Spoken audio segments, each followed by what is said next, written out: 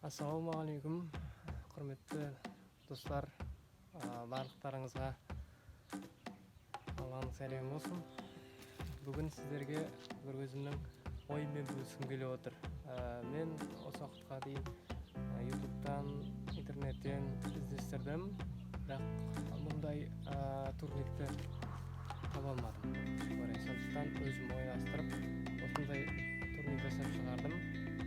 Егер үйлеріңізде осындай бір ыңғайсыз жағдайлар болады, стойка қоятын жер болмай, я болмаса стойка қойсаңыз помещение тар болып, жүруге ыңғайсыз қолайсыздықтар тудырып жатырса, оны оп-оңай шешуге болады. Сол ойыммен бөлісейін деп отырмын.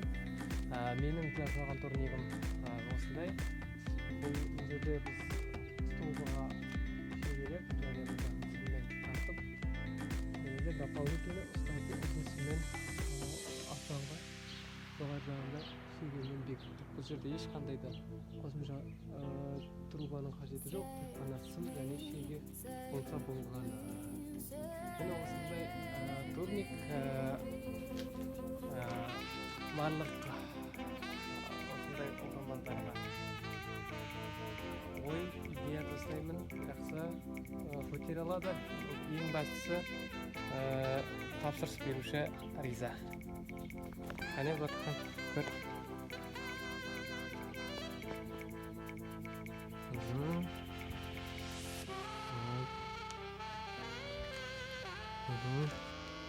Және де бұл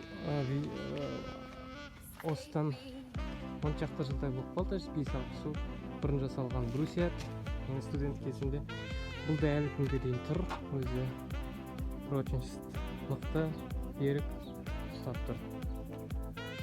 Міне осылай бір ғана стойкамен аз ғана.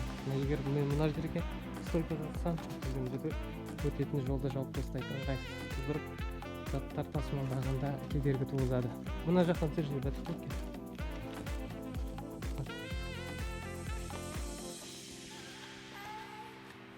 Барлықтарыңызға сәтті күн тілеймін.